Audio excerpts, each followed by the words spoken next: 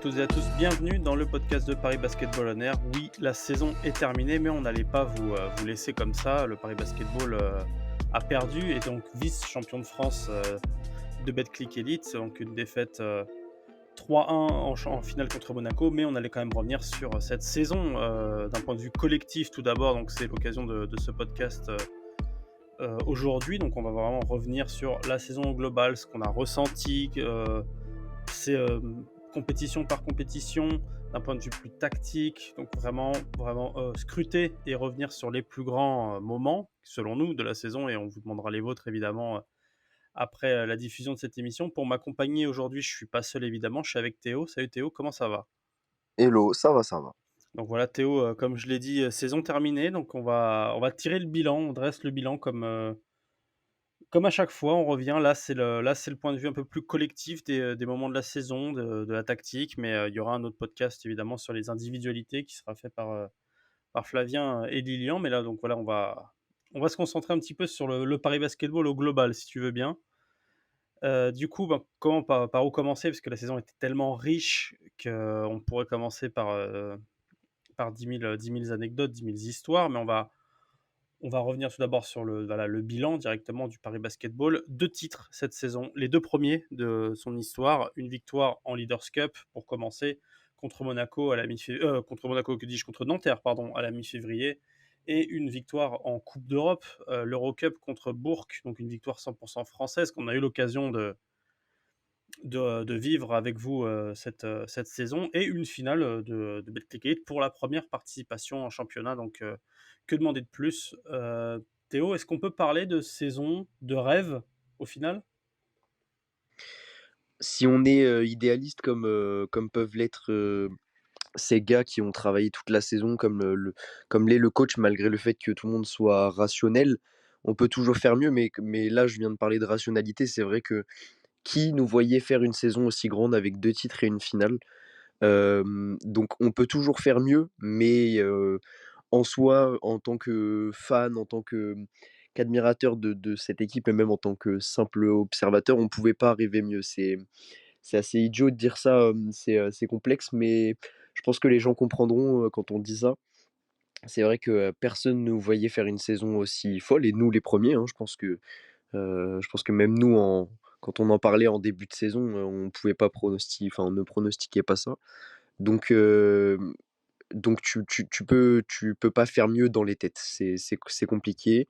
Paris a marqué les esprits, autant les nôtres en tant que fans que les gens en Europe parce que Paris a marqué son territoire en Europe, hein. Maintenant Paris est une équipe, d'Euroleague. On attend quand même l'officialisation, mais ça ne saurait tarder apparemment, et même, en France, tu vas jusqu'en finale, tu bats des Cadors, tu as de très beaux moments dans ta saison, donc Paris ne peut pas faire mieux.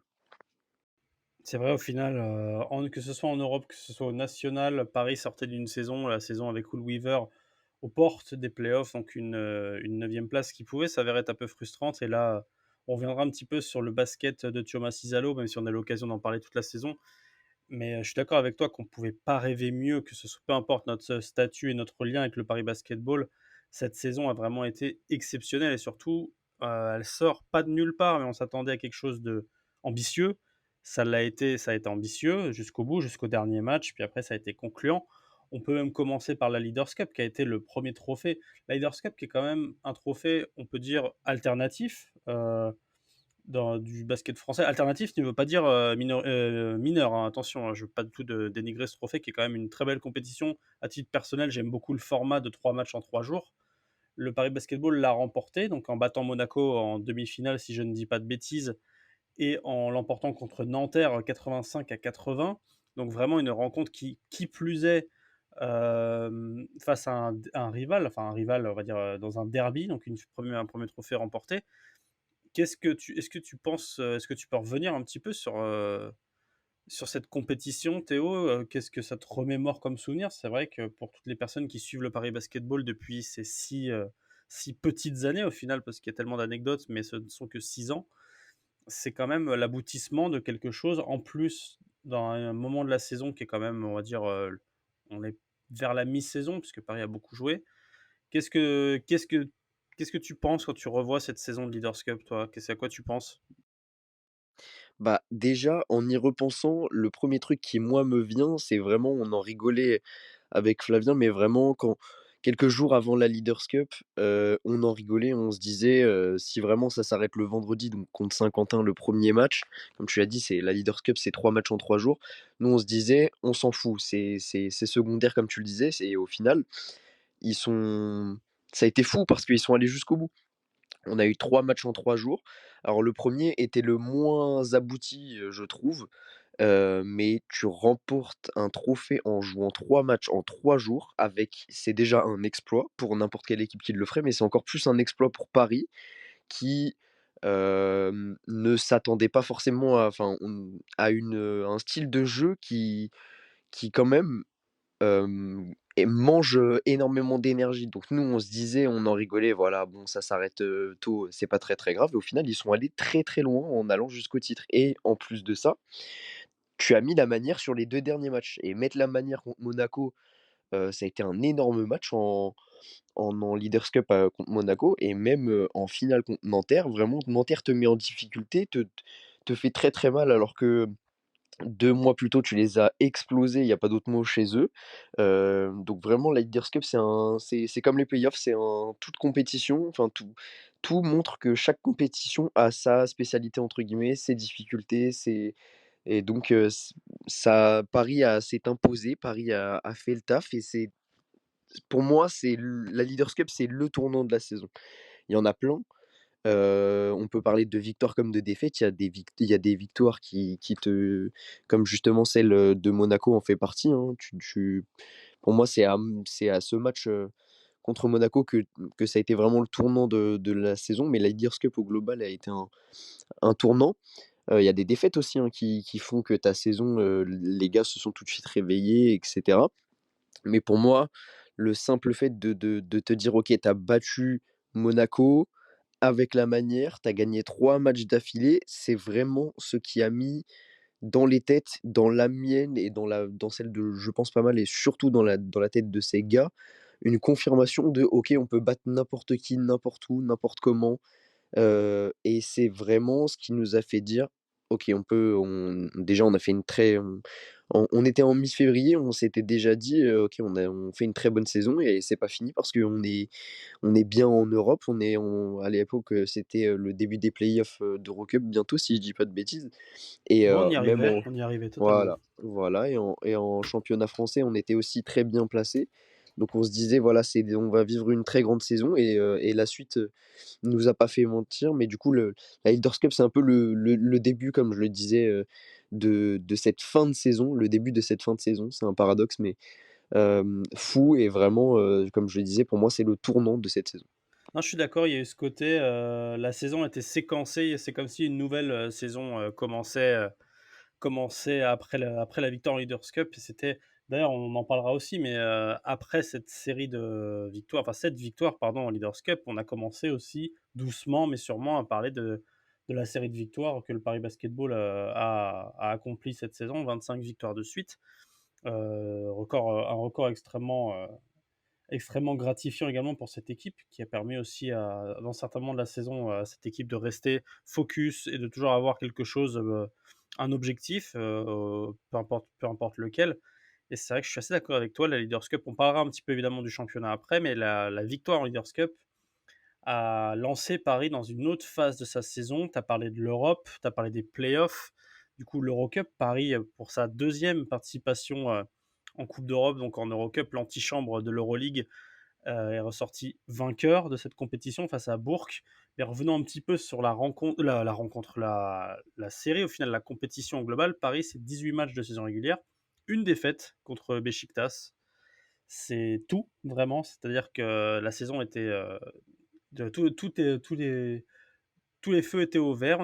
Paris a battu tout le monde. Paris s'est ensuite amené en playoff, évidemment, contre Badalone dans un match, on va dire, un one and done qui a été remporté par Paris 86-70. Une série contre Londres où, évidemment, au vu de la rencontre qu'il y avait eu en saison régulière, qui s'était terminée en double prolongation, on s'attendait à un match compliqué. Où finalement, ça n'a pas été. Enfin, une série compliquée, ça a été moins le cas, que prévu pour ensuite aller gagner à Bourg. Et c'est vrai que là, on se rend compte que, on avait des on avait évidemment énormément de suppositions et on savait un petit peu que Paris était une équipe particulière cette saison, qui avait un groupe particulier. On savait pas trop le placer, cette équipe alternative dangereuse derrière des gros monstres, on en reviendra aussi après. Mais au final, l'objectif Eurocup qui devait être atteint cette saison l'a été, puisque Paris l'a gagné. Est-ce que ça a un petit peu, selon toi Théo, lancé Paris aussi dans une nouvelle ère ou ça leur a permis de passer un cap supplémentaire? La Leaders Cup, c'était le premier cap. L'Eurocup, c'est le deuxième. Qu'est-ce que tu as pensé? Est-ce que tu penses que a encore une fois élevé son niveau grâce à cette compétition? Évidemment que oui, mais comment tu le vois, toi? Moi, je vois ça comme un je j'arrive pas à trouver le terme, mais je vais expliquer et les gens, je pense, vont comprendre. C'est vraiment une suite logique plus personne, même si, comme tu le disais, c'était, certainement le la séquence où on avait, l'Eurocup, c'est la séquence où on avait sûrement le plus d'attentes, que ce soit en termes de nous supporters ou alors le club, parce que c'était important quand même de rayonner au niveau Europe pour toute la suite, comme tu le disais. C'est ton objectif qui est atteint parce que tu vas jusqu'au bout et que tu vas découvrir avec ça une nouvelle compétition qui est la meilleure compétition européenne de basket. Mais en plus de ça, tu l'as fait en marchant sur tout le monde. Il y avait des très belles équipes, il y avait des très bons joueurs que Paris va retrouver en Euroleague, hein. Il y a des joueurs qui, même si on n'est qu'au début de l'intersaison, il y a des joueurs qui en Eurocup avait le niveau Euroleague. Il y avait que ce soit des joueurs ou alors des équipes avec un petit peu moins de rotation et un petit peu moins de qualité quand même que des équipes Euroleague. Mais franchement, il y a des équipes qui, comme Bourg, comme Londres, comme Beşiktaş, où tu peux te dire, ok, ce joueur-là, ok, ce duo-là peut aller en Euroleague. Donc déjà, tu as marqué une très très bonne chose.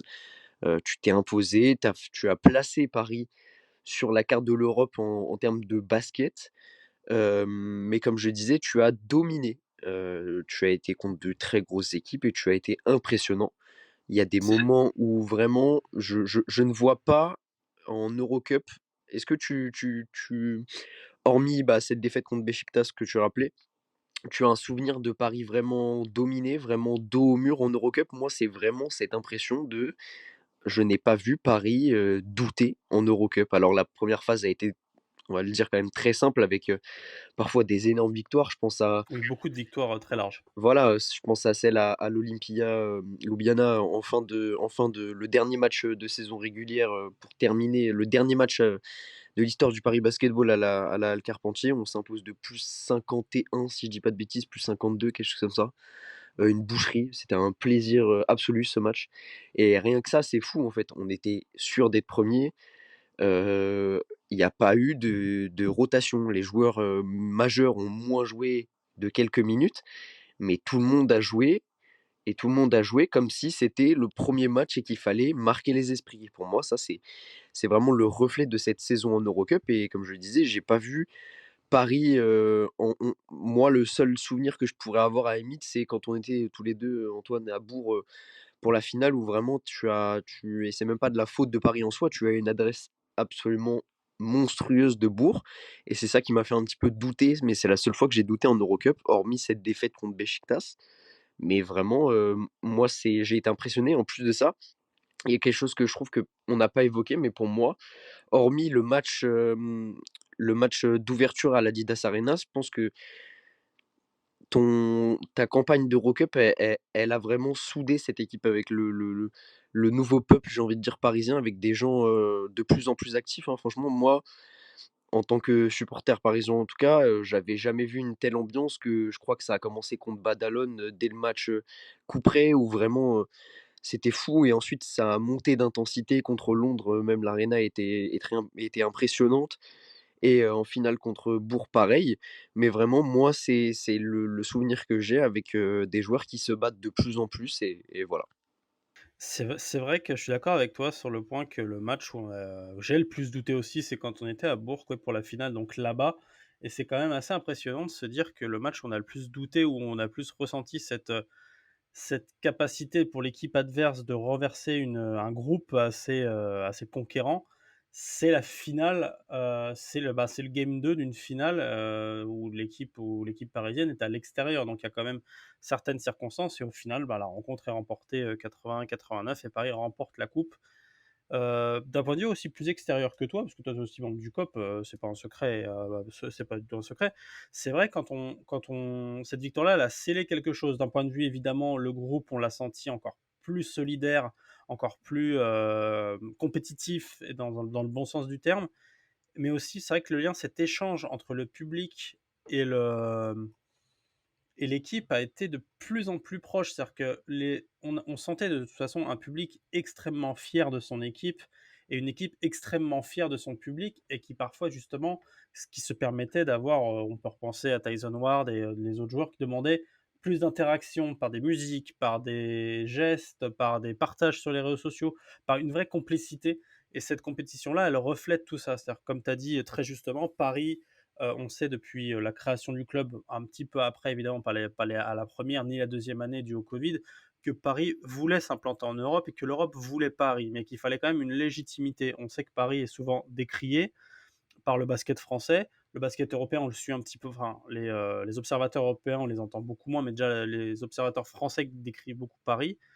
Ça a permis vraiment de mettre Paris sur une carte et de légitimer une victoire. Parce que des équipes, c'est simple, des équipes françaises qui ont gagné des Coupes d'Europe, il y en a 6. Et il n'y en a pas tous les 2 ou 3 ans. Donc on a vraiment vu une équipe parisienne s'imposer en Europe. Et ça, une nouvelle fois, c'est vrai que la fin de saison entre la Leaders Cup et l'Eurocup, c'était vraiment des étapes qui menaient vers la fin de saison.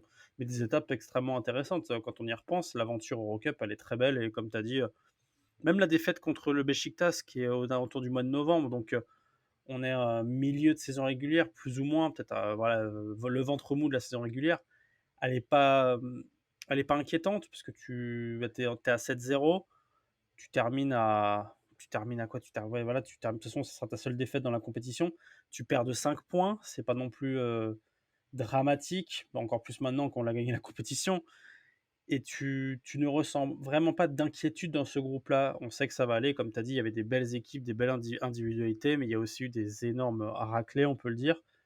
Et ça fait toujours bien de le rappeler qu'au final, toute compétition, enfin, sur l'ensemble de la compétition, Paris joue 23 matchs, en gagne 22, avec un groupe extrêmement fort. Vous écouterez évidemment le podcast de Lilian et Flav sur les individualités pour entendre vraiment les, euh, les, euh, les prestations de ces joueurs parisiens. Et ça a mené vers la route pardon, pour le titre en quelque sorte. On commençait à se demander, je sais pas toi Théo, mais Paris est-il, l'équipe parisienne est-elle finalement pas si ridicule que ça pour rêver du titre, même si on sait que Monaco est très fort, quoi.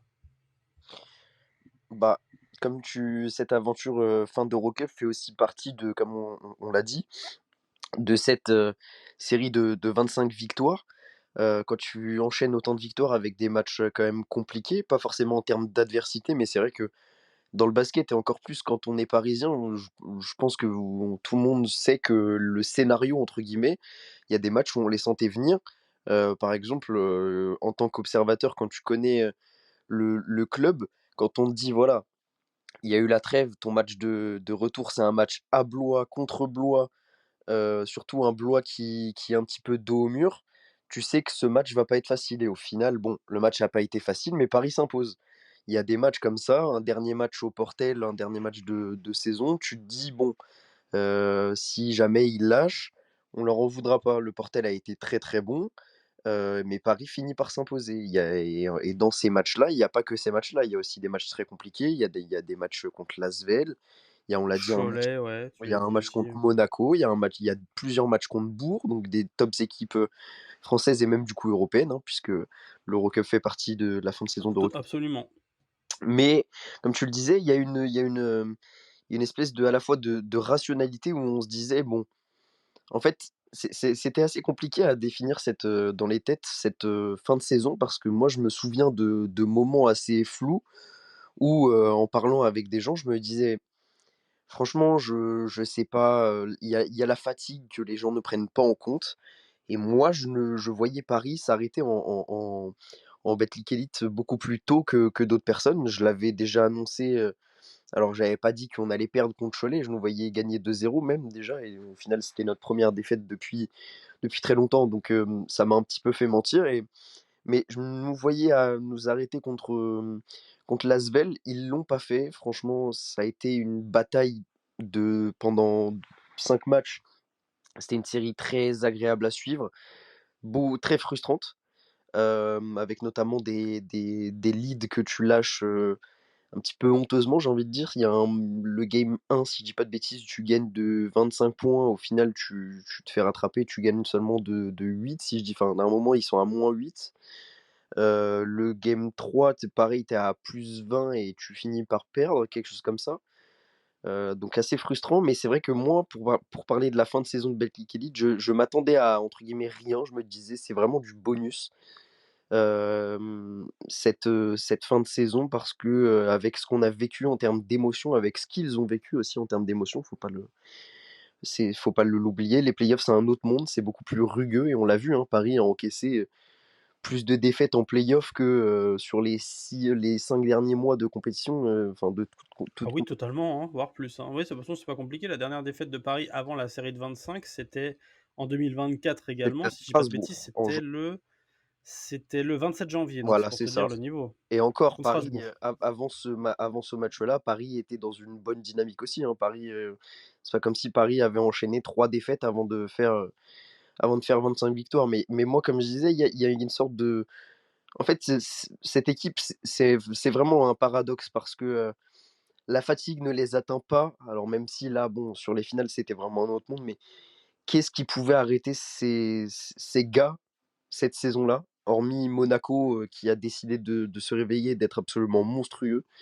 et je trouve que justement, on donne pas assez de crédit à ce qui s'est passé en finale. Monaco a été piqué au vif, au game après la défaite du game 2 et ils ont décidé d'être absolument injouables sur les 80 minutes, d'après.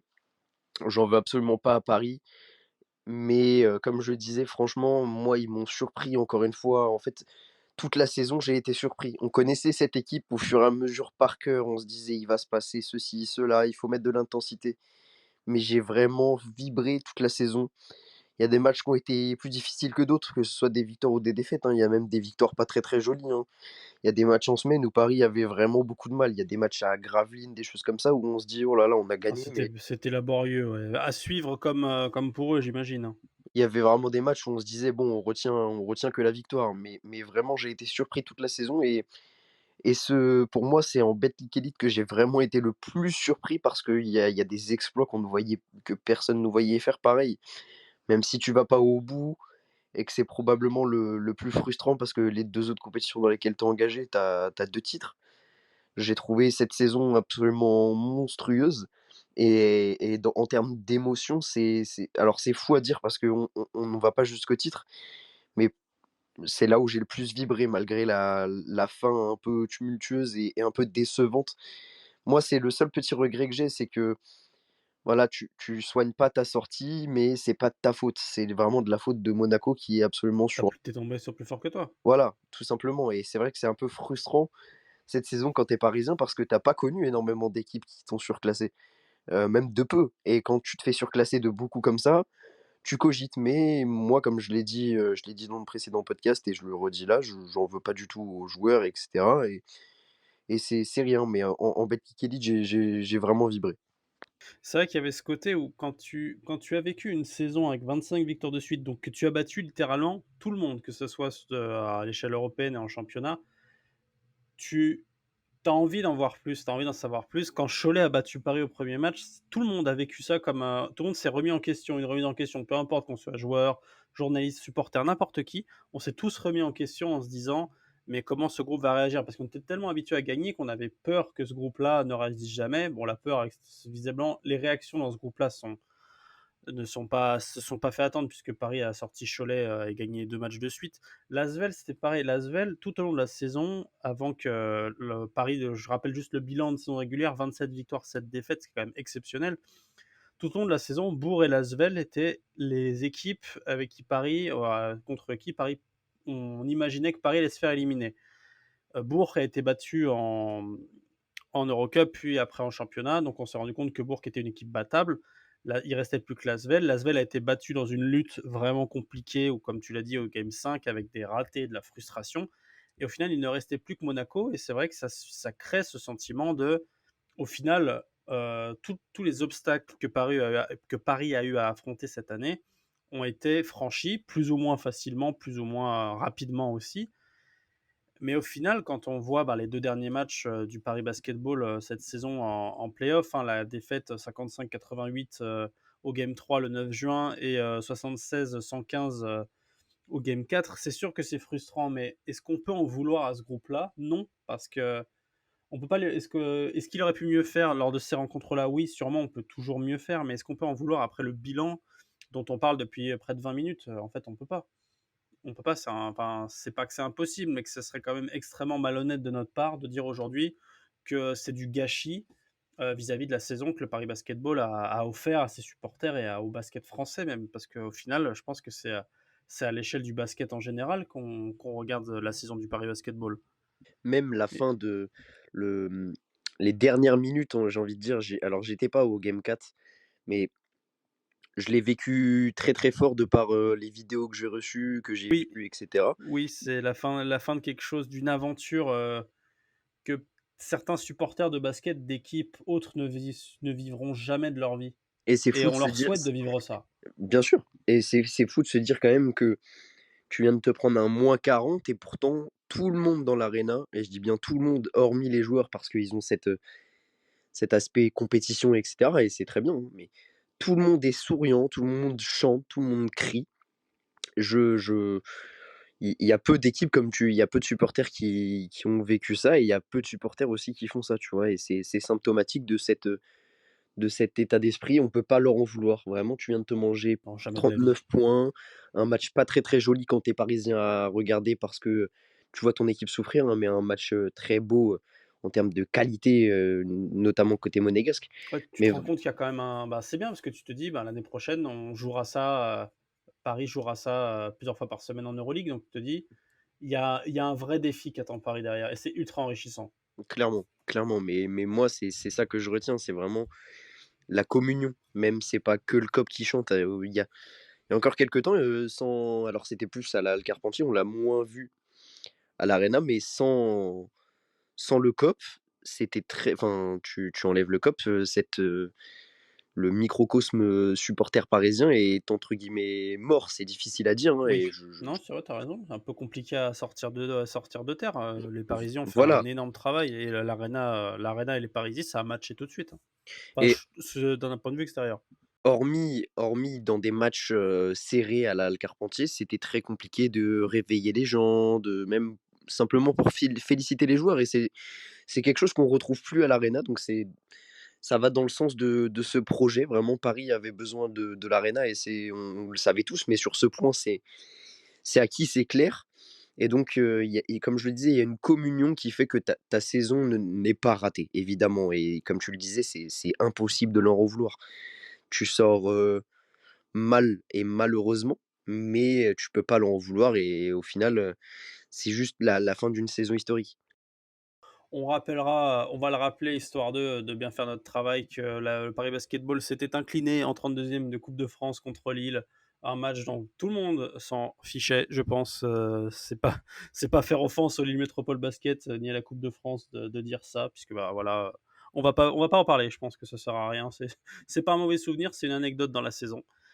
Mais du coup, Théo, on parle depuis près de 30 minutes des victoires, mais au final, ces victoires-là sont la résultante d'un basket, d'une tactique, d'un homme et d'un groupe, enfin d'un club en général évidemment. Mais du coup, c'est Thiago Cisalo, le coach parisien débarqué de Beaune en début de saison, qui a essuyé beaucoup de railleries, même si c'est plus à l'image du club, du fait qu'il a ramené des joueurs. Mais en fait, on s'attendait donc à un basket simple, à un basket intense, à un homme qui pousse son équipe, qui respecte ses joueurs aussi, de ce qu'on entendait cette saison, dans le sens où il y a une exigence, mais c'est une exigence mutuelle, euh, qui a permis donc voilà au Paris Basketball d'atteindre le niveau qu'il a atteint cette saison et des victoires qu'il a remportées. Est-ce que brièvement, tu peux nous dire pour toi, à quoi ressemble le basket de Thomas Izzalo? Je sais que c'est une question un peu large, donc juste, on sait que le basket de Thomas Izzalo est basé sur, quelques principes fondamentaux. Est-ce que tu peux, toi, dire comment tu les as vus, comment tu l'as analysé? Déjà, le basket de Choma Cissalo, ça reste de la souffrance. Il faut il faut se surpasser pour vraiment réussir. Faut quand même rappeler que même s'il y a une base solide qui est arrivée de Beaune, il y a des joueurs qui n'avaient jamais connu ça et Gauthier Denis, il en a parlé alors que ça fait 6 ans qu'il est au club. Il a jamais connu des entraînements entre guillemets aussi durs. Il y a plein d'autres joueurs pour qui c'est le cas. Et ils sont tous arrivés en août, et ils ont dû se dire: «Mais c'est qui ce coach fou?» Et au final, ils sont tous derrière lui et tu as ce principe de je sais pas comment on pourrait définir ça, mais d'apprécier entre guillemets «souffrir» pour te faciliter la vie derrière. Il y a Michael Kessens qui, lors des premières grosses victoires de Paris, si je dis pas de bêtises, c'est contre Dijon, à la Carpentier où un journaliste, en salle de Oui, presse lui demande: «Mais comment vous faites, pour, pendant 40 minutes, être tous, à l'affût sur les ballons, être aussi fort et avoir l'air de ne pas être fatigué?»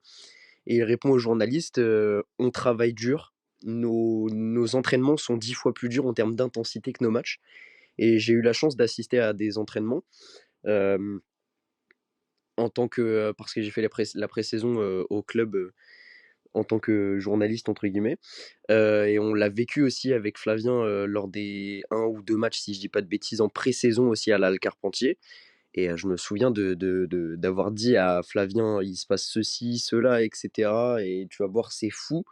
Flavien a dû certainement se dire: «Il abuse» et je me souviens de Flavien avoir un regard, vraiment en mode: «Mais il va les tuer». C'est vraiment symptomatique de cet état d'esprit de coach où vraiment sur 40 minutes, sur chaque ballon, de la première à la dernière seconde, tu vas te battre et c'est ça le principe fondamental c'est du système Isalo, c'est c'est vraiment vrai, ouais. mourir sur le terrain. Chaque possession était un match qui recommence en quelque sorte. Oui, oui, oui, c'est tout à fait ça et puis même, il y a au-delà de ça, pour moi, c'était ça le premier credo, j'ai envie de dire, de la construction de cette équipe et c'est aussi pour ça qu'il a ramené autant de joueurs de Bonn. C'est pas forcément sur des qualités, intrinsèques, même si pour moi, il y a quelques joueurs qui évidemment, ont bénéficié de ce statut-là, hein, TJ Shorts, Tyson Ward, Colin Malcolm. Selon moi, ces joueurs-là sont venus aussi pour ça, mais aussi parce que c'est des grands attaquants et des grands défenseurs pour certains. Mais il y a des joueurs qui sont symptomatiques de cette volonté de travail et d'exécuter les systèmes. C'est pour moi, c'est Michael Kessens et Leon Kratzer qui n'ont pas fait, selon moi, je pense que tout le monde sera d'accord, une très grande saison, mais qui ont montré leur importance dans le système. Parce que même si c'est des rôles que tout le monde peut dire secondaires, entre guillemets, parce que de par leur poste, de par leur profil, ils n'ont pas énormément de ballons. Ça, c'est vraiment, ils ont vraiment eu une importance toute la saison. Et pour moi, c'est ça le plus important, c'est la hiérarchie aussi. La hiérarchie de tout le monde. On n'a pas vu, alors même si on n'a pas vécu en tant que tel avec le groupe, on n'a pas été dans les vestiaires, etc. Qui a entendu parler d'ego cette saison au Paris Basketball? Personne. Donc Non, c'est vrai, jamais. pour moi, c'est fou d'avoir autant de talent offensif et de ne jamais entendre une once d'explosion de vestiaire, de machin n'est pas content, celui-là n'est pas content après une victoire, après une défaite, après une action. On n'a pas entendu ça cette saison parce que la hiérarchie a été respectée et que les joueurs sont à fond derrière le coach. C'est vrai que c'est ça, tu as une adhésion derrière un projet, une hiérarchie, un collectif, ce qui fait que c'est pas pour rien que Paris se retrouve avec la meilleure évaluation, de saison régulière, notamment à 104 points, enfin 104 pardon, 104 d'évaluation, et c'est autant pour moi. Et j'aime bien ce que tu dis, ce principe de, enfin mourir sur le parquet évidemment c'est une image, hein, et on l'a vu toute la saison. C'est un système qui a largement fonctionné parce que je pense que les équipes en fait adverses s'attendaient pas à ça, que ce soit, Elric Delors avec Le Mans notamment en début de saison, puis même après, plus tard dans la saison, ou même des équipes, de calibre, un petit peu plus, modeste. On a vu, des équipes souffrir en fait de ce rythme imposé par Paris, de ces rotations qui tournent littéralement toutes les 2 minutes, 2 minutes 30. On a 4 joueurs qui rentrent, 4 joueurs qui sortent, ce qui rend la chose très compliqué à adapter, qui a un vrai duel de coach aussi. C'est-à-dire que Thiago Massidalo installe un duel avec son homologue, entraîneur de l'autre équipe, ce qui parfois peut être un peu tendu. On l'a vu avec Freddy Fotou qui a plutôt mal accepté le fait de perdre souvent contre Thiago Massidalo malgré, de l'adversité et un beau basket proposé. C'était assez frustrant, je pense, on peut le comprendre si on se met à sa place, sans pour autant justifier, parfois son comportement.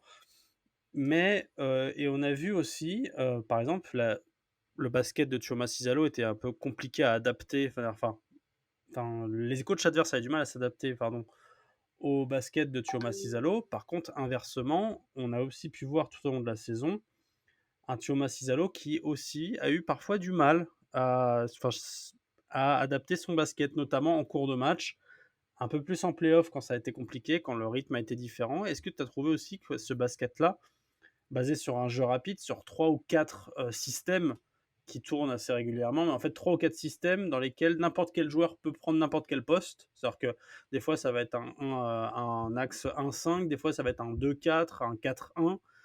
Est-ce que tu as trouvé que ce système-là, il avait quand même quelques limites, même notamment à l'intérieur?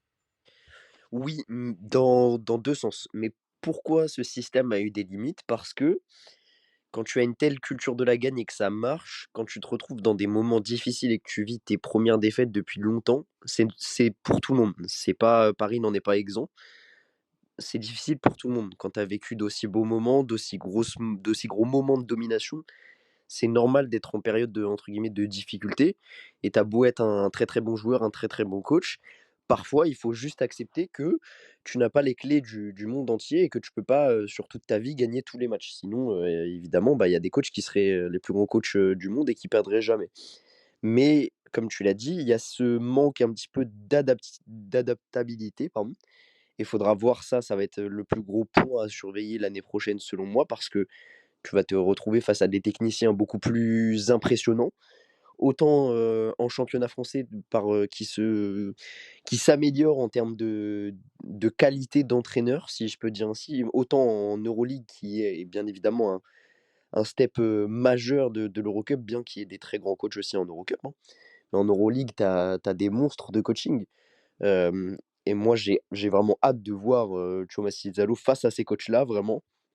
Il y a vraiment des mordus de basket, des mecs qui mangent basket, qui dorment basket, qui vivent basket en Euroleague.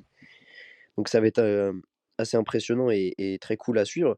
Mais comme tu l'as dit, il y a ce manque d'adaptabilité parce que, déjà, je pense qu'il y a quand même des joueurs qui, même s'ils étaient prévenus, ne s'attendaient pas à autant d'intensité, d'adversité même. Mais c'est vrai qu'il y a il y a quelque chose de la zone de confort de Choma Ceizalo n'a pas été, brisée à cette fois, je trouve. Il y a un manque de prise de risque, mais comme je le disais, ça relève aussi du fait que tu gagnes, alors pourquoi changer? Et quand tu perds, malheureusement, tu vas pas changer tout ce qui se passe. C'est vrai. La seule fois où ça a été fait, on en discutait avec Flav, c'est le moins bon moment. C'est quand tu sors Kratzer de ton 5 et même de ta feuille de match, alors qu'il n'a pas manqué un seul match de ta saison. Hormis, comme on en a parlé, hein, le match contre Lille en coupe de France, mais Oui, j'appelle pas c'est ça vraiment un anecdotique ça. match parce que oui, voilà, parce qu'au final, tu as envoyé, tous tes espoirs plus, voilà, 2 joueurs de ta rotation, donc voilà. Tu ne l'as sorti à aucun moment de ta saison, de ton 5 majeur et il a joué, énormément de minutes et ça a été une prise de risque, mais elle a pas été payante. Mais moi, j'aurais aimé voir, Thiago Cizalo faire plus, pas forcément celle-là, hein, mais plus de prise de risque pour, combler un peu les manques d'efficacité parfois de Paris, notamment, comme on l'a dit en play-off. Alors il y a des choses qui font que ça a pas été possible, hein, notamment la blessure de Colin Malcolm. C'est vrai qu'avec un Colin Malcolm contre l'Asvel et au début, contre Monaco, ça aurait pu être un peu plus facile tes 2 séries. Mais j'ai hâte de voir est-ce que Paris va se diversifier cet été en termes de profil? Déjà, il faut se poser plein de questions et c'est pas à nous de se les poser, hein, mais qui va rester? Qui va partir? Par qui va-t-on les remplacer? Même si, la valse a déjà commencé, hein, on est 2 jours après, la fin de saison et les Parisiens, le staff est déjà sur, plusieurs dossiers. Donc va falloir se pencher là-dessus. Mais c'est vrai que l'adaptabilité, ça a été un problème tout au long de la saison et ça s'est plus vu évidemment quand tu perds que quand tu gagnes, hein, c'est normal. Mais c'est le plus gros point à surveiller pour moi, l'année prochaine. Je sais pas ce que toi t'en penses, Antoine? C'est vrai que c'est dur à dire de dire ça, mais enfin, c'est la position est délicate. C'est de se dire qu'on n'a pas eu à s'adapter. Enfin, parfois, on a manqué d'adaptabilité parce qu'on n'a pas eu l'occasion de s'adapter, à des situations compliquées, mais en même temps, Paris a enchaîné 25 victoires de suite et beaucoup de victoires, tu l'as très bien dit tout à l'heure, des victoires compliquées, mais aussi des victoires où ça roulait, c'était fluide. Et c'est drôle justement, voilà, de se dire, bah, on n'en est pas à souhaiter que Paris galère davantage, mais on s'est dit parfois, c'est vrai que l'exemple de Kratzer est très bon. La Le manque même contre Cholet dans certains moments d'impasse dans le game 1, des playoffs, on s'est dit: «Mais en fait, il y a rien, c'est pas qu'il y a pas d'armes sur le parquet parce que tout le monde a son style et où chacun a son importance, mais c'est qu'en fait, ben, Paris n'arrive pas à trouver la bonne solution parce qu'en fait, on change toujours, on change les mêmes par les mêmes, on propose les mêmes choses, on propose le même basket et ça, c'est un peu compliqué, ça a été un petit peu compliqué et comme tu as dit, au final, on a hâte de voir ce qui se passera la saison prochaine. C'est un dossier intéressant. Déjà savoir si le coach sera encore là, parce qu'on a vu quelques rumeurs, du côté du coach, du côté de la NBA notamment, des Washington Wizards. Je me rappelle plus la source, mais on la repartagera si besoin. Mais partons du principe que le coach sera là la saison prochaine. C'est vrai que c'est un défi extrêmement enrichissant parce qu'on a un coach qui est mordu de basket, qui est mordu de basket simple, mais qui a hâte justement de se confronter à ce qui se fait de mieux. Il a gagné en BCL, il a gagné en Eurocup, il a été loin en championnat, il a gagné en Leaders Cup. Donc il y a une autre étape qui va être franchie, ça va être très enrichissant pour lui. Et comme tu as dit, quel joueur mettre dans ce moule-là? Il va falloir évidemment ce genre de calibre pour affronter des joueurs autant calibrés face à des coachs qui seront, eux, qui auront potentiellement, pas tous évidemment, parce que Isalo débarquera peut-être pas avec une petite réputation, loin de là. S'il arrive en tant que coach du Paris Basketball en Euroleague, je pense que n'importe quelle équipe en face ne serait pas extrêmement rassuré d'avoir à affronter un tel coach. Après, maintenant, il faudra voir quel groupe on lui met dans les mains. L'avantage, c'est qu'il sait les joueurs qu'il veut, en général. C'est-à-dire les profils qu'il veut. Il a une vraie vision de son basket. Et c'est vraiment des joueurs qui rentrent dans l'idée d'un style précis plutôt que l'inverse. Et ça, c'est important. Des joueurs de devoir, Oui, surtout. C'est vrai que c'est en des joueurs de devoir. majorité. Ce qu'il faut se dire, c'est que malgré le fait que Paris, et ça c'est indéniable pour performer au top niveau, Paris ne doit pas se construire une espèce de super team de gros noms. Non, voilà. Heu, C'est s'il n'est pas utile dans mon projet, il vient pas. Exactement. En fait, tu peux être n'importe quel joueur en Euroleague et c'est David Kahn qui en avait parlé notamment. Cette On ne refera plus de gros coups de noms, un petit peu, marketing, j'ai envie de dire, comme Paris a pu faire anciennement et où s'est trompé en termes de résultats. En termes de marketing, ça a marché, hein, mais quand tu vas chercher des Kylo Quinn, des joueurs comme ça, c'est quelque chose que, bah, à la fois, tu ne peux plus te permettre, pour, réussir à la fois, mais tu ne peux plus te permettre de faire passer ton marketing avant tes résultats sportifs et aujourd'hui, comme tu le disais, le coaching staff et Thomas Cizalou ont une idée simple de ce qu'ils veulent. Je pense que tout le monde est d'accord pour dire que le leader dans cette équipe, ça doit être et c'est déjà évidemment TJ Shorts, mais que autour tu dois mettre des joueurs qui sont capables, comme je le disais et tu rappelais que c'est une image, mais pour moi, plus le temps passe et moins c'était une image. Des joueurs qui fédèrent, qui sont autour de leur meneur, de leur leader et qui sont prêts à mourir pour lui. Des poseurs d'écran, des Oui, rebondeurs, des absolument. défenseurs et ça va en ce sens-là. Il y a vraiment, comme je le disais, la saison s'est terminée il y a 48 heures et hier, donc jeudi, le lendemain de la fin de ta saison, tu as une rumeur sur, Léopold Cavalier qui sort et c'est vrai qu'on n'en a pas parlé entre nous et cetera, mais il y a des gens qui disent: «C'est une bonne nouvelle, c'est une moins bonne nouvelle», mais c'est typiquement ce que cherche Thomas Isalou. Ah oui, Un gars totalement. Ça qui fit court parfaitement avec son partout, basket. un gars qui court partout, qui va mettre de l'énergie de la première à la dernière minute.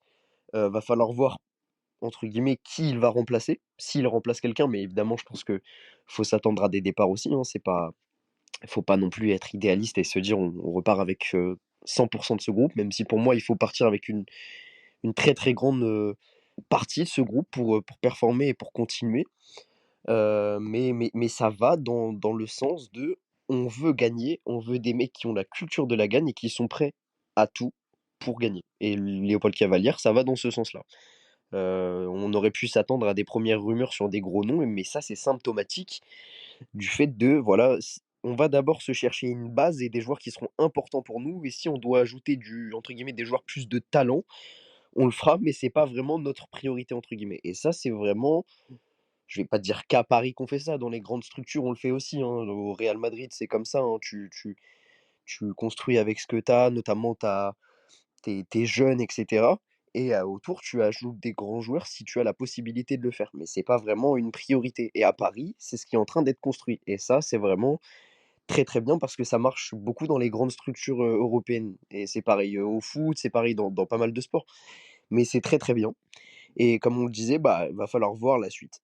Ça marche et ça permet justement tous ces profils-là, ça permet, aussi de renforcer l'alchimie entre une équipe au global, un club et son public. Parce qu'en final, on sait que n'importe quel joueur va donner tout ce qu'il a. C'est pour ça qu'on a autant vu on a autant parlé d'un Mikael Jantunen, d'un Gauthier Denis, c'est différent parce que Gauthier aura toujours quelque chose de différent, au rapport à son histoire au Paris Basketball, mais un Jantunen, un Colin Malcolm, même un Mehdi Nguama, qui sont des joueurs qui sont, dans une rotation, qui sont des joueurs de devoir, comme tu les as cités, et qui vont être appréciés, qui vont avoir leur magnifique séquence avec leur public, comme les TJ Shorts ou Nadir Effi, parce qu'il y a ce côté un peu, voilà, ils font ce qu'ils ont à faire, ils donnent tout, ils se battent, et évidemment, après, sachant que tu as beaucoup de possessions, que tu marques beaucoup de points, parce que Paris est l'équipe qui marquait le plus de points en championnat avec 86 points, c'est sûr que tu vas avoir des moments pour briller, même si les minutes, parce qu'on n'en a pas parlé, mais le, le temps de jeu quand tu joues sous Thomas Isalo, c'est pas forcément, t'attends pas à jouer 40 minutes, on n'est pas sur du Tom Thibodeau, clairement pas. C'est peu, mais en final, c'est un basket qui est tellement collectif que chacun aura son temps de jeu. Personne ne sera oublié quand il sera sur le parquet parce que chaque possession est importante. C'était important notamment de le rappeler. On verra ce que ça donne la saison prochaine. Et voilà, je suis entièrement d'accord sur le fait qu'aller chercher des joueurs pour chercher des joueurs, ça sert à rien. Paris a commis des erreurs. Paris en commettra sûrement d'autres. On peut appeler ça une erreur de casting. C'est vrai que cette année, on a quand même pas eu beaucoup, et encore moins quand on voit la résultante finale de la saison. Et justement pour Bah, tiens, ouais, petite question bien si je peux sûr. te la poser, je te prends un peu de Non, cours, non, mais pas du tout, vas-y. est-ce que pour toi, cette saison, tu as des erreurs de casting? Il y a des joueurs qui ont moins réussi, mais moi je n'en trouve Bah, pas parce que tu as des joueurs qui t'ont permis de mettre en place ton système. en fait, des erreurs de casting, ça aurait été on aurait pu dire ça s'il y avait vraiment eu un échec dans la saison. Le problème, c'est qu'il y a pas eu d'échec dans la saison, donc c'est pas des erreurs de casting, c'est comme tu as dit, des saisons un peu plus compliquées, oui, mais une erreur de casting, c'est-à-dire un joueur que tu recrutes, tu attends des choses et au final, bah, il ça apporte pas autant. C'est pas le cas parce qu'au final, tu gagnes 2 trophées et tu vas en finale de championnat face et tu perds pardon, contre une équipe qui est monumentalement forte, quoi, qui est une des meilleures équipes d'Europe. Il n'y a aucune honte à avoir de perdre contre une équipe pareille. Donc, est-ce qu'il y a des gens qui ont fait des joueurs qui ont fait des mauvaises saisons? Flav et Lilian en parleront, mais on peut le dire maintenant. Je trouve que Kessens, j'avais beaucoup d'espoir en lui. J'adore son petit basket. J'ai trouvé qu'il a fait une saison compliquée. Kratzer a fait une saison en demi-teinte selon moi aussi.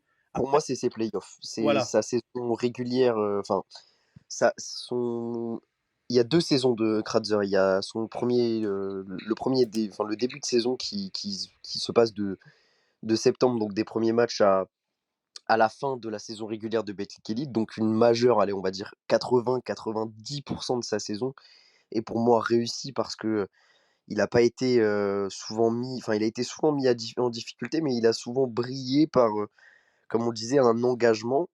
Mais c'est vrai qu'en play-off, de Betclic Elite, ça a été vraiment très, très compliqué, tu vois? Il faisait beaucoup plus de matchs «réussis» entre guillemets avant cette période, mais sur la période des play-offs de Betclic Elite, pour moi, je n'arrive même pas à me dire: «Il a fait un bon match ce match-là». Non, c'est Donc très compliqué. C'est très, très pour moi, compliqué. il y a 2 saisons, mais je suis totalement Après d'accord voilà, avec toi. c'est pas une erreur de casting comme on aurait Kylo Quinn est une erreur de casting. Axel Toupane est une erreur de casting. Parce que tu attends des choses de ces joueurs-là. Enfin, tu attendais aussi évidemment des choses de Kessens et Kratzer, mais c'est pas le même niveau. Et puis c'est pas les mêmes résultats collectifs aussi. Ça, l'erreur de casting, ça va dans les deux sens. C'est malhonnête parfois de dire, enfin c'est mon avis, de dire d'un joueur qu'il est une erreur de casting sans parler du contexte qu'il y a autour aussi. C'est-à-dire qu'un genre de un mec qui met 25 points mais qui on attendait qu'il fasse gagner et qui gagne pas, ça peut aussi être une erreur de casting. Mais c'est une bonne question, hein, parce que franchement, je pense que le podcast de Lilian et Flav sera tout aussi passionnant, parce qu'il y a vraiment beaucoup de choses à dire sur les choix parisiens. Mais je te rejoins, c'est vrai que Kratzer en playoff, ça a été compliqué. Et c'est à l'image, en fait, tactiquement, si on revient là-dedans, du secteur intérieur qui manquait de poids, en fait, c'est-à-dire de poste 5, athlétique, costaud. Heureusement que Charvin est revenu sur la fin de saison. Heureusement que Justin Simon pouvait pallier sur le poste 4, mais on n'avait pas ce poste 5 vraiment de calibre au-dessus. Par exemple, clairement, la saison prochaine, si Paris doit prioriser un poste tout d'abord, c'est le poste de pivot. Parce que dès que tu rentres face à des pivots athlétiques ou costauds vraiment de haut calibre, on l'a vu contre Lasvel, on l'a vu même un petit peu contre Cholet, même petite proportion gardée évidemment, et encore plus contre Monaco, la raquette c'est très très très dur. Et tu peux faire tous les ajustements que tu veux, ça restera très dur. Même l'intérieur, hein, c'est pas que le Oui, poste oui, de c'est vrai. pivot, hein. Pour moi, il y a un seul joueur que tu dois indéniablement garder et c'est même pas vraiment un intérieur, c'est Joe Massidalou qui s'en sert comme un intérieur, mais c'est pas un intérieur, c'est Justin Simon. Pour Oui, moi, tu je dois suis garder entièrement ce mec. d'accord. Mais il y a une deuxième personne, enfin même une troisième. Pour moi, Enzo Charvin, tu dois le garder de par son statut. Si Enzo Charvin n'était pas JFL, je j'aurais pas le même discours. Mais aujourd'hui, il est français, donc il a la possibilité de jouer tous les matchs, notamment en Betclic Elite, et c'est quelque chose qu'il faut pas oublier aussi, hein. Paris va devoir se tourner vers le marché des joueurs français pour Sachant que Kessel, moins. c'est aussi un joueur JFL, tu vois, donc. Oui, Mais oui, mais qu'est-ce que tu veux dire, pardon, je te coupe sur. T'aurais pas le même discours, tu l'aurais pas laissé. Enfin, c'est pas qu'il s'en aille, mais enfin, s'il est pas là, c'est pas grave pour toi au final. j'aurais eu moins de, comment De dire, scrupules à le voir partir. même de retenue, je me serais moins battu. Alors il est sous contrat, donc ça veut dire que forcément quelqu'un doit venir le chercher. Mais il y a des joueurs qui sont sous contrat. Alors aujourd'hui à Paris, il y en a pas énormément, hein, mais enfin, la saison dernière, par exemple, il y avait pas mal de joueurs parisiens qui étaient encore sous contrat et des joueurs sont venus les chercher. Et il y a des joueurs pour lesquels on s'est un peu plus battu que d'autres, mais au final, on en a gardé quasiment aucun. Mais il y a des joueurs, enfin, j'aurais pas eu de, comme tu le dis, j'aurais moins eu de scrupules à le laisser partir s'il était autre que JFL parce que les JFL sont importants aujourd'hui et vont être importants encore plus l'année prochaine. Mais pour moi, donc tu dois te poser cette question de Enzo Charvin que tu peux garder à l'intérieur. Mais pour moi, il y a aussi Kratzer que tu peux garder, mais dans une moindre mesure, sans être titulaire évidemment. Sans Ça être veut dire ta que tu première option, on exactement, va dire, en poste 5 si tu dois faire ton 5 majeur. exactement. Théo, on va se diriger à la fin du podcast, mais avant ça, un peu un re-instant nostalgie, encore plus personnel. On va peut-être parler un petit peu des plus beaux moments de la saison, soit un, soit plusieurs. Est-ce que tu as un moment, qui peut même être un moment qu'on a déjà évoqué, attention, hein, qui te. On peut pas dire le moment préféré, mais le moment qui t'a marqué là, si je te dis quel est ton plus beau moment, tu dois le raconter à quelqu'un qui n'a pas vu la saison du Paris Basketball. Est-ce qu'il y en a un qui revient tout d'instinct?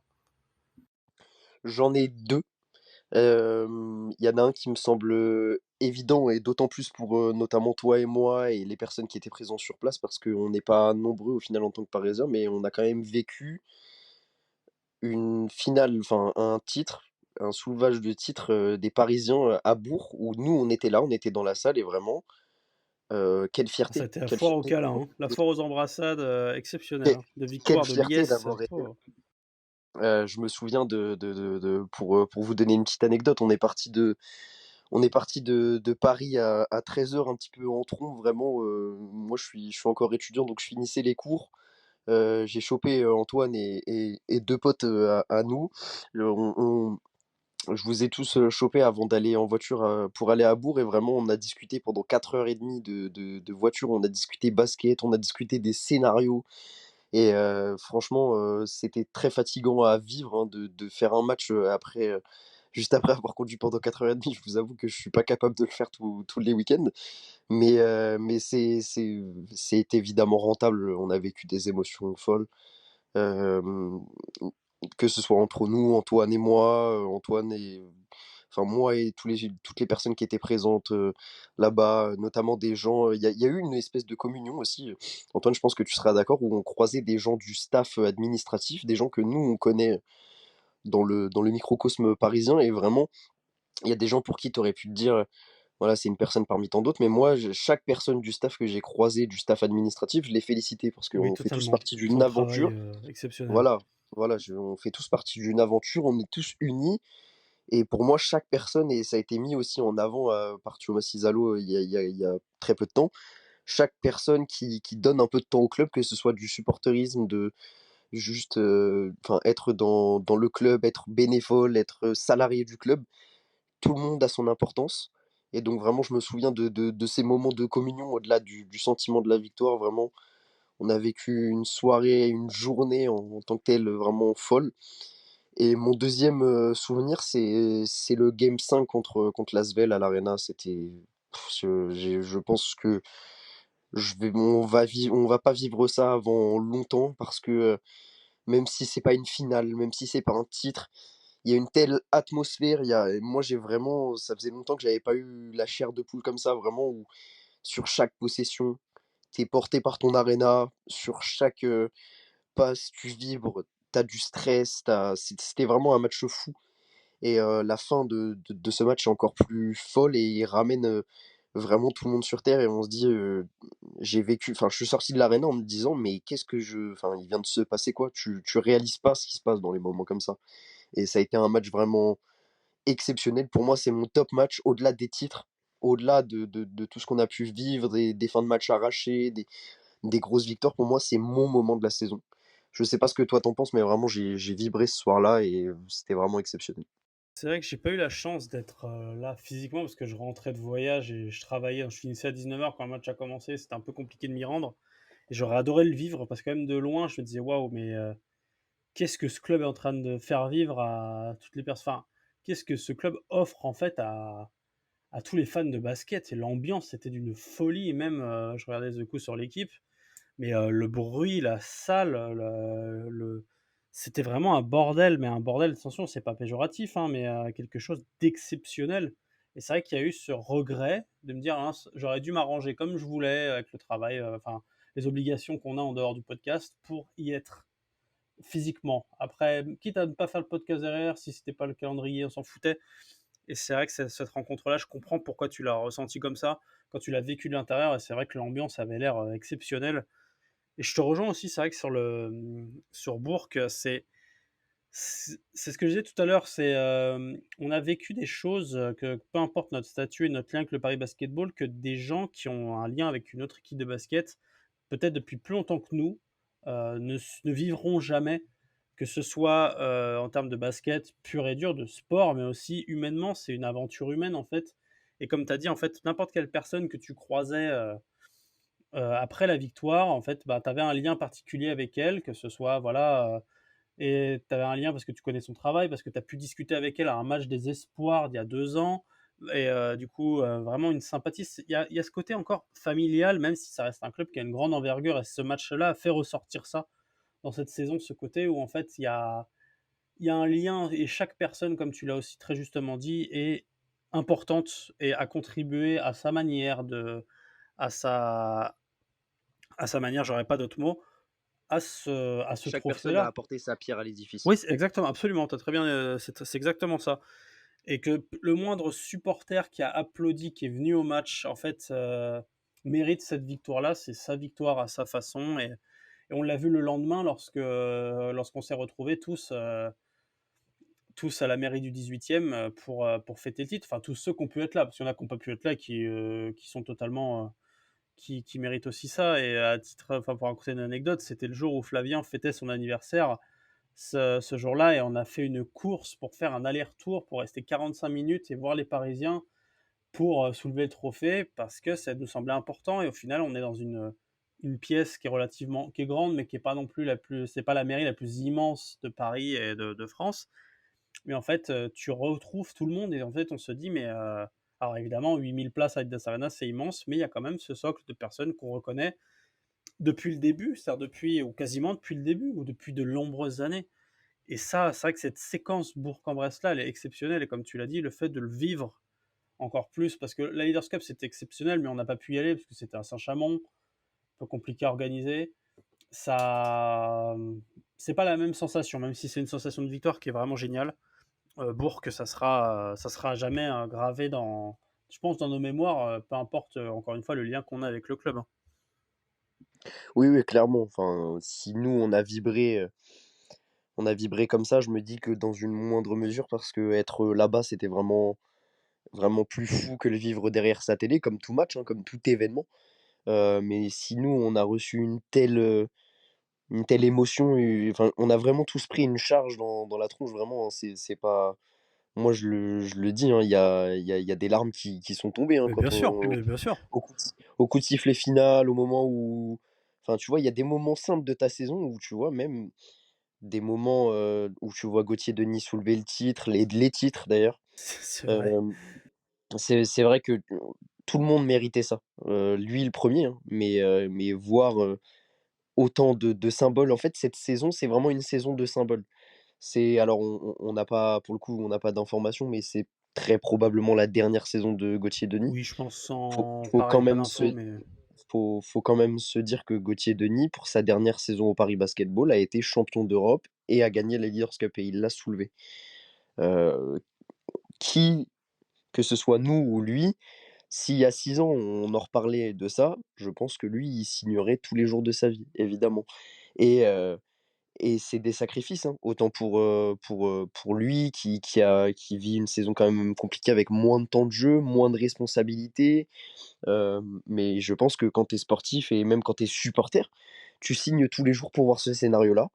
Et et tout ce qui se passe à Paris et cette saison est le reflet des ambitions du club et vraiment la question qu'on se pose, c'est jusqu'où va aller Paris? Parce que finalement, ta saison, elle est vraiment idéale. On va pas réentamer le débat, mais vraiment, moi, j'ai vraiment hâte de voir en fait, je sais pas comment décrire ça, mais en tant que suiveur, supporter, et cetera, chaque, post, Instagram est vécu comme quelque chose de fou, que ce soit c'est une vrai. rétrospective de victoire, que ce soit une annonce de joueur, un départ. On n'en a pas encore vécu là, hein, mais moi, je me dis, je me fais des films dans ma tête où je me dis: «Si on perd ce joueur, je vais être très triste, et cetera. Si on signe ce joueur», enfin, vraiment, en tant que supporter et en tant qu'observateur, je pense qu'Antoine, tu dans une moindre mesure, on est d'accord parce qu'on a tous des vies à côté et c'est pas le point central de notre vie, le Paris Basketball et heureusement, mais Paris, a une importance dans nos vies. Oui, totalement. Sinon, on serait pas là en train d'en parler depuis, maintenant plus d'une heure. Mais, même on n'aurait pas fait autant de choses, pour ce club et ils auraient pas, à contrario, hein, évidemment, ils mouilleraient pas le maillot, pareil pour nous. Donc, moi toute, je cette saison sera au global, C'est je fais de garder dans ma mémoire. je fais un comparatif, footballistique, mais quand l'équipe de France de foot en 2018, elle gagne la coupe du monde, Didier Deschamps qui avait gagné en 98 en tant que joueur, là il l'a gagné en tant que sélectionneur, il dit à son groupe, c'est une vidéo qui est pas je pense qu'elle est connue, mais c'est pas la plus connue. Il leur dit, une phrase donc, en plus il sait de quoi il parle, il dit: «Vous serez liés à jamais par ce titre-là». C'est-à-dire que tous les joueurs qui se représentent ça après là on parle des joueurs, mais vous serez liés à jamais, vous resterez à jamais une équipe, cette équipe-là, l'équipe de telle année, de 2018. Il y a toute proportion gardée. Il y a un peu ce côté-là quand je t'entends parler, enfin, ça me fait ressentir ça, de me dire en fait, cette équipe-là, ce Paris Basketball-là, cette saison-là, elle restera toujours. Après, le club est jeune et chaque saison est différente, chaque saison a ses bons et ses mauvais moments. Elle restera toujours particulière parce que ben, c'est les premiers trophées, et là, on élargit un peu l'exemple que je te donne aux supporters, à qui, peu importe qui de nous, toi, moi, Flav, Lilian et d'autres, je pense à beaucoup de monde. On sera tous liés en quelque sorte par l'aventure qu'on a vécue. Peu importe le match ou l'endroit où on était, on aura tous nos souvenirs, nos propres moments. Et c'est vrai que, ben oui, ça fera bizarre quand un joueur sera parti. Si un jour, parce qu'ils partiront, comme d'autres, Dustin est parti, à un moment, Dustin Sleva est parti, Pratt est parti, il y en a plein d'autres qui sont partis, qui ont fait des illustres passages. Ismaël Kamagaté est parti, et d'autres partiront, d'autres arriveront, c'est le sport, mais c'est vrai que là, je pense qu'on a tiré un trait sur une saison, enfin, plutôt non, on a mis un point final, acté un point final à une saison je pense qu'il y a près de 8 mois maintenant, 10 mois, si nous avait dit que ça serait ça, je pense qu'on n'y croirait pas, clairement. Par exemple, petit exemple, quand j'étais à Saint-Quentin avec Flavien pour la troisième journée ou la deuxième journée du championnat, donc en plus Saint-Quentin, qu'on a passif en Pro B, dans une ambiance de fou et que Paris gagne, je m'attendais pas. J'ai l'impression que c'est pas la même année que j'ai vécu. J'ai l'impression que c'était la saison dernière, alors qu'au final, non, cette saison, elle a été longue, mais elle a été vraiment inoubliable pour le coup. Elle le sera. Oui, oui, mais il y a une telle, même là, tu parlais des supporters. Pour moi, il y a quelque chose aussi qui est fou, c'est aussi l'implication du staff, sportif. Vraiment, tu vois chaque joueur sauter sur Philippe Carpentier qui est kiné, sur même Sam qui est le CM. Enfin, il y a une telle adhésion, tu vois? Quand tu Moi, je les vois vraiment comme une famille, en fait, ces gens-là. Tu vis les déplacements, en tant que membre du staff, tu fais partie de cette équipe-là. C'est ton titre aussi et c'est fou, en fait, de on parlait de système Isalo, mais humainement, il y a aussi un système Isalo. C'est vraiment on vit ensemble, on vit des moments exceptionnels ensemble, on vit dans la défaite ensemble, et pour moi, ça aussi, c'est symptomatique. Humainement, c'est des mecs super. Je vis pas avec eux, c'est pas mes potes et cetera, mais vraiment tu sens qu'ils sont tous autour d'un système commun et que s'ils ont des choses à se dire, ils se le diront et dans la victoire comme dans la défaite, ils ont été ensemble toute la saison et moi, c'est vraiment le principe qui a fait, fédérer autant de gens, pour moi autour de cette équipe. Tu as vraiment des joueurs qui passent, des minutes, à saluer le public après et cetera et c'est pas partout qu'on le voit ça. Non, c'est vrai, Donc c'est vrai. c'était vraiment une saison folle dans tous les cas puis moi j'ai hâte de en tant que grand suiveur de Paris depuis des années maintenant, j'ai hâte de voir la suite comme je le disais et je prie pour que rien ne s'arrête et tout continue dans la trajectoire, que Paris a mis en place dans sa propre trajectoire, hein. Paris est un club à part, on le voit de plus en plus, mais j'espère que ça va continuer comme ça. C'est vrai que Paris a trouvé son chemin, on espère qu'il conservera le même, qu'on puisse continuer à le suivre de cette manière aussi agréable. Maintenant, on a l'habitude, chaque année différente à Paris, chaque année apporte une nouvelle étape. La prochaine, ça sera du coup l'Euroleague la saison prochaine, puisque l'adhésion ou l'entrée, on peut dire ça comme ça, du Paris Basketball en Euroleague a été actée cette semaine, si je dis pas de bêtises. Après, j'ai l'impression que la semaine dure depuis 2 mois, mais ça, c'est à titre personnel. Et c'est sur tes belles paroles, Théo, que je pense qu'on peut s'arrêter là. Ça fait près d'une heure 6, 7 qu'on est là. Je pense qu'on aurait pu faire une radio libre en direct en accueillant des gens. Ça serait une idée à faire. Ça, tiens, ça pourrait être sympa. Pour donner la parole à tous celles et ceux qui nous écoutent. Bah écoute, Théo, je te remercie pour ta disponibilité et ce podcast. Et du coup, ben, pour celles et ceux qui nous écoutent, on vous donnera rendez-vous également pour un podcast sur les prestations individuelles. Donc c'est pour ça qu'on n'a pas beaucoup parlé, que ce soit de TJ Shorts, de Nadir Ifi, je crois que c'est la première fois qu'on le cite là, de tous les joueurs que vous connaissez, tous les joueurs que vous avez appréciés cette saison. Flavien et Lilian s'occuperont vraiment de décortiquer et de donner un avis peut-être un peu plus léger parfois sur leurs prestations. En attendant, n'hésitez pas à nous suivre sur nos réseaux sociaux et comme d'habitude à nous faire un retour sur les podcasts avec immense plaisir. Et jusque-là, portez-vous bien. À bientôt. Ciao. Salut!